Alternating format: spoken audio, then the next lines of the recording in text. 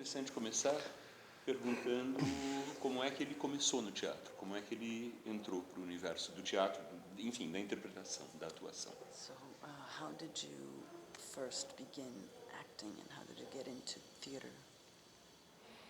I think I began acting when I was about 15, and I was very shy, you know, as a teenager. A lot of teenagers are shy, but I went to see a play at a small theater, and the actors were very good, and it was kind of a subversive play, something, you know, a kid probably would never have seen before, and they were saying fuck and shit and talking about sex, and now these days it wouldn't be so subversive, but to me at 15 it was like, and the actors were good. It's a very small theater, smaller than this. And I remember I also drank wine, a good deal of wine for the first time that night. And something happened to me and I thought, I want to do that. I just really want to do that. And I started taking class, and it became clear to me that I could express myself. I could be whatever I wanted to be on the stage, and I didn't have to take responsibility because after all, it's a character. But I could be anything that in life I might be very shy about. Yeah, I think that's the way I started. One thing though that was that within, I was kind of, I don't know how to put it, I was a bit disgusted really by when I'd go to see plays, because I got so interested in the theater, that I thought everybody was so fake. So I almost like stopped because I thought, oh, this is just all really fake. And I didn't come from, I wasn't born in England with a tradition of the classics. You know, I was an American. I just liked the theater, but I found everybody was doing this and acting most of the time. Or in some way, even if they weren't that bad, they were still faking it. And then I heard about the Lee Strasberg Institute in the Actors Studio, and then people were saying, well, you know, they do this method acting thing. And I started seeing people like, you know, Pacino and De Niro, and I thought, yeah, these guys seem real. I want to do that. So even at the age of 17, I found myself in a kind of summer program at the Lee Strasberg, you know, Institute, and I think I was lucky because I was able to study with him before he died a bit. And that's how I got interested in this sort of acting. E quais foram as grandes impressões que Lee Strasberg deixou no Robert Castle? What are the big impressions or important impressions that Lee Strasberg left on you? Lee Strasberg personally, the man? The man and the teacher.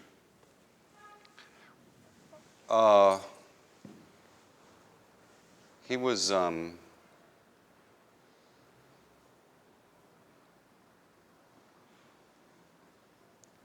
well, he could go into such detail about a moment.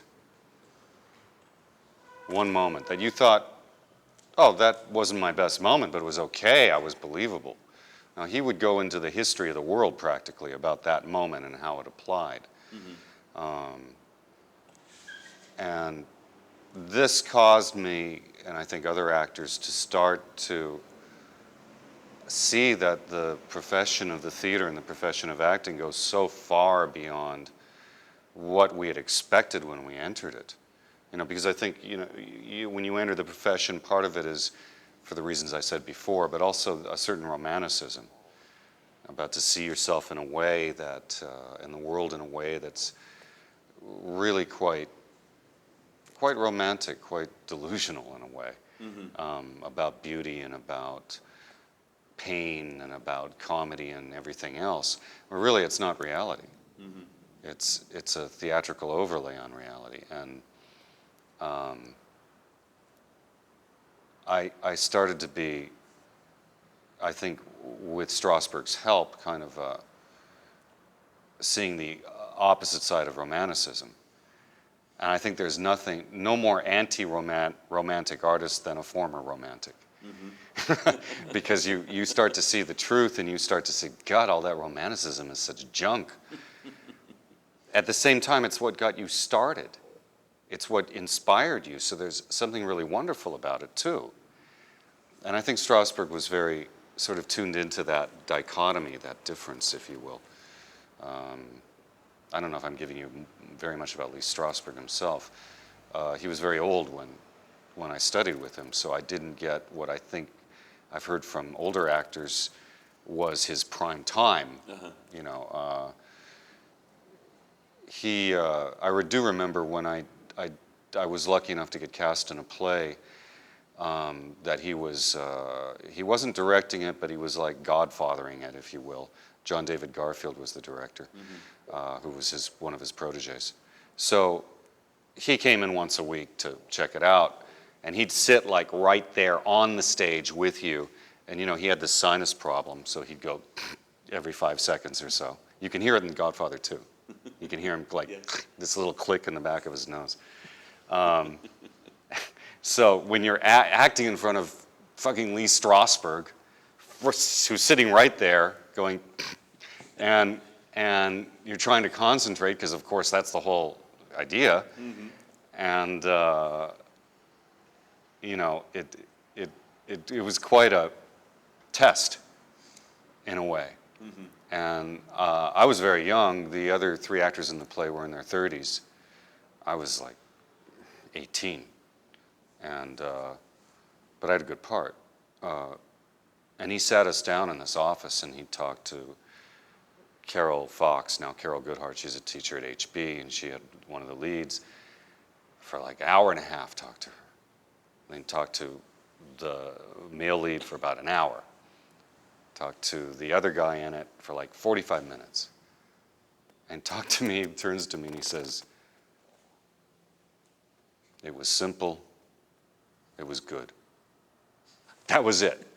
And I'm like, yeah, when's the punch coming? No, that was it. And I went out and I thought, well, he only said 2 sentences to me.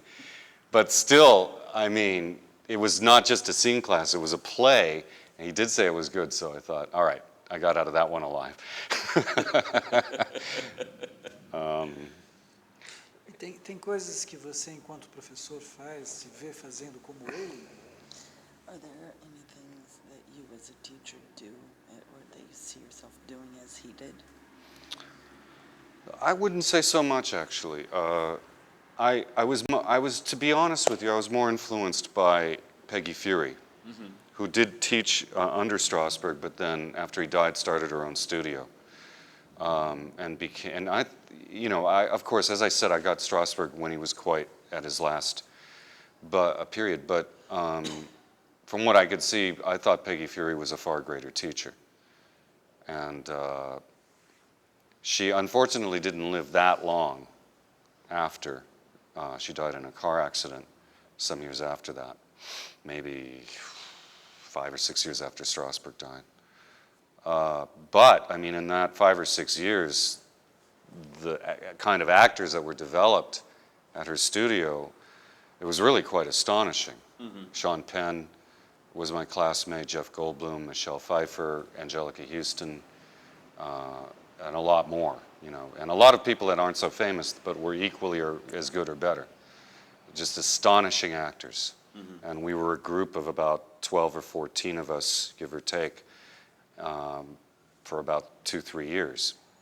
And the work that was happening was just fantastic. It was beyond anything I've experienced. Since from individuals, yes, but from a whole group like that, at once participating, I've never seen that again. So I tend to take a lot more from Peggy, and I was her assistant director for a while, particularly when she was directing the plays of Horton Foote, who's, I don't know if you know this writer, he's kind of the grand old man of American theater. He wrote movies you might know. What, his name?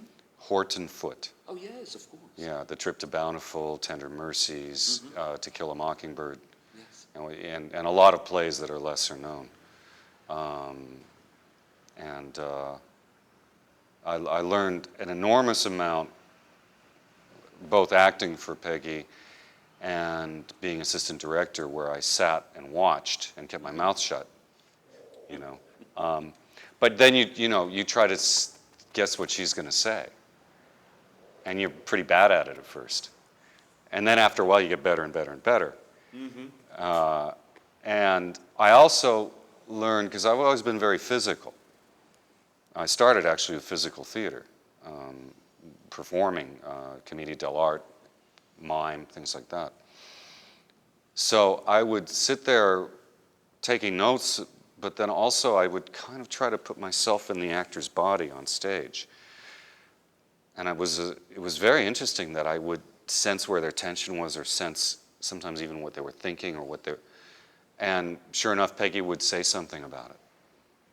And I started to trust this. And I think if I have something to offer as a teacher and director, it's because I have that physical sense of what the actor's going through in any moment, and I'm almost living in their body. This is what I've been able to develop. But it took quite a while. It took a couple years to be able to really do that, and it takes a lot of concentration. And I think it more or less happened by accident, mm-hmm. partly just by being bored. You know, what else am I going to do? Mm-hmm. But yeah.